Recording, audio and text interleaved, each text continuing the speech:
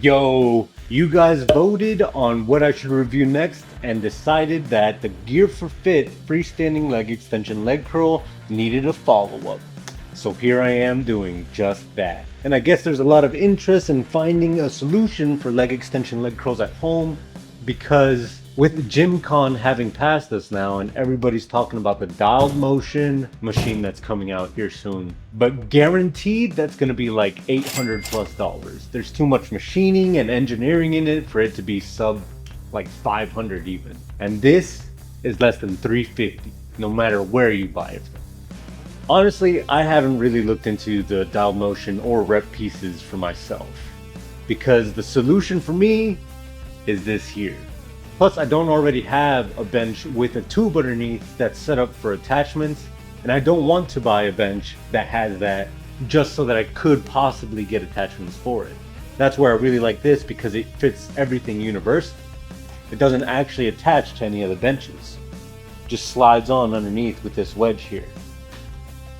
But I should say that this top piece does slide off. So if your bench fits a 50 by 50 millimeter tube, then this could probably fit into any of your benches. I didn't think to say that in my previous video. Slide it into the bench and it would hang like that.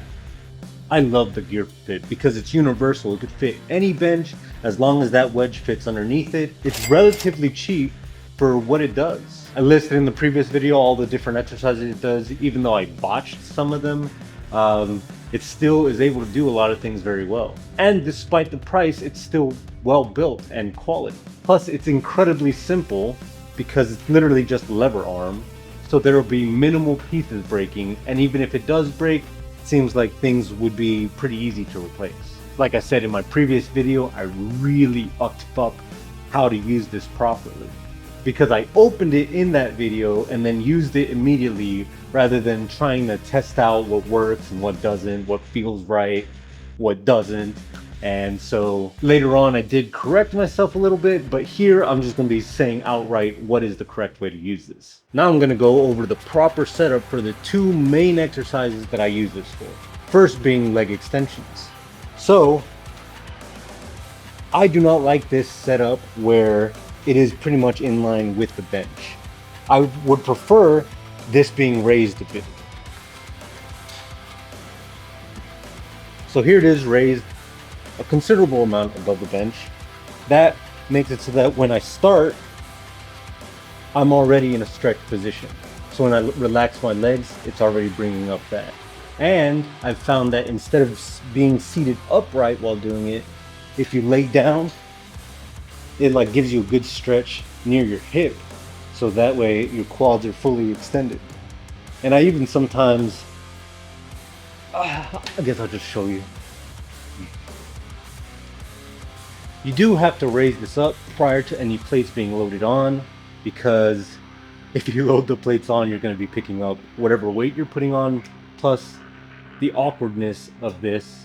So just trust, don't put on plates until it's fully set up. Like I said, I really like doing leg extensions while laying down, and I'll even sometimes lift my hips up, and it really gives me a good stretch for my quads. Sometimes I'll even put my hands underneath, that way my hips stay raised.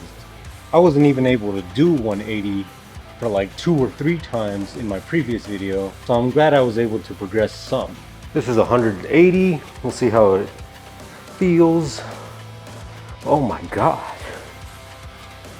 Truth be told, this actually feels better to me now than a machine does. While on vacation about a month ago, I was using a Cybex leg extension leg curl machine, and for leg extensions, it was the full stack, 140 pounds, pretty easily the whole time. And I used the Life Fitness dedicated leg extension for 300 pounds for around 12 reps at a 9 RPE. By comparison, I now like doing the laying down leg extensions because I feel a greater stretch in my quads than I did for either one of those machines. And at 180 pounds, I still have plenty of room to grow because it has a max cap of 500 pounds. I know you're looking at these 4 plates thinking, it's full, dude. 180 pounds is the max, even if it does say 500. But These plates are bumper plates, and bumper plates are generally thicker than normal plates are. Even if we look at these plates from Amazon, with this being cast iron, there's no rubber around it, increasing the depth. So these are much thinner than these are. If you're liking the video so far, fucking prove it and like the video. Any questions about anything in here, go ahead and let me know in the comments. I answer every single one. Also be cool and sub. Moving on to the setup for leg curls, I like this top pad to be in line with the bench. So we're just gonna lower it real quick. Like I said before, you're gonna have to unload it before you move it, because otherwise it's a big old hassle. This one is the one that I really messed up in the previous video, because I always put my knees on this side of the pad rather than in line with the pivot point. For any machine you ever use, put your joint in line with the pivot point. Pro tip. I would even say that getting into the machine looks less awkward now than it did in the first video. I was a bumbling buffoon in there. A point that a lot of people brought up is, if you have enough plates on here, would you even be able to slip in your feet? And I'll prove that right now. So chock full, can I even slide my feet in there? Spoiler, I can, but there's no way I can pick this up.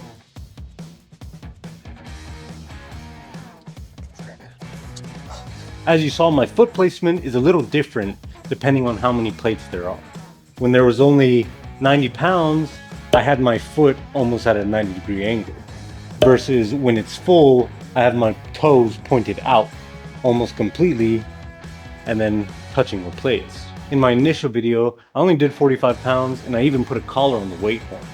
I've found that the collar is unnecessary. The plates almost never slide off unless you're not in control of your movement, and then you're just flying everywhere. The plates will start to jiggle and could come off, but I've never had that problem myself because I'm not an ego lifter. Now I do kind of wish that I had a cushion or something in my hip area. That way my hip joint could be a little bent, there'd be a better stretch in this area, and the curl would just feel that much better. The Lions Cool does that correctly. However, for the cost and the space of this, and actually the versatility too, because there's a lot more you can do with this, I decided to go with this over Lions Cool or any other machine. And since I've corrected myself for the leg curl, I have noticed considerable hamstring development. In fact, now when I curl, I can actually feel my hamstring, whereas before, I guess I was pretty negligent in that department. But compared to seated leg curls, I prefer this 100%. Whenever I used seated leg curls in gym, for some reason, there's always that cushion that holds your knees in place, and then you start in this position and pull towards you, right? Whenever I did that, for some reason, it felt like my shin was just being pulled out of the knee joint or something. And I just always hated it, so I wouldn't really use them very often. But with this, I've never had that problem. Granted, it's not full range. Whenever you look at me doing the exercise, there is a tiny bit where if I just got that hair closer to my butt, it would just be like 100%. But as it stands, I would say it's around 90-95% of ROM. So that's pretty good. Shoot. Okay, in my last video, someone was like, oh, you need a thesaurus. You say pretty good for everything. Okay, 90 to 95% ROM is immaculate. There have been people online that said you could do standing leg curls on this, but I just don't really see how with this post being in the way. I guess I'll try that right now. The one comment I read that said you could do that, it said to take this off, so I'm gonna do that. Then you would stand here and do leg curls. But immediately I can imagine this hitting me before I can do a full range, so. Whoa, that's crazy. What is this?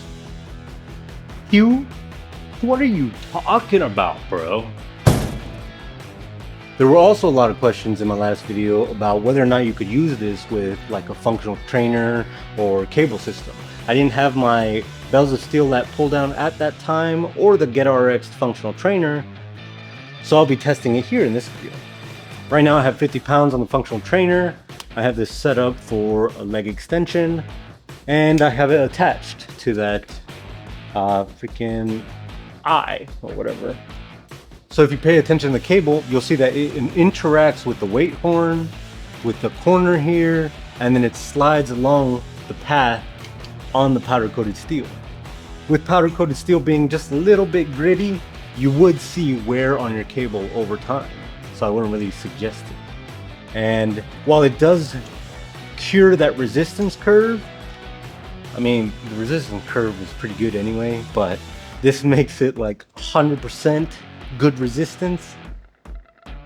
It isn't like that much better, where just putting on weight plates would be better, I would say. So to me, this is good, but just kind of a lot of work compared to plates. So what is my conclusion for this follow-up video? This is a good purchase. The perfect replacement for my Bells of Steel rack-mounted leg extension leg curl machine. I would say that the footprint is great. The ability to move around is perfect. It gives my legs great development. If you feel like there's anything that I needed to cover that I didn't, let me know in the comments below. And as always, I trolled up. I'm just kidding. Stay hungry.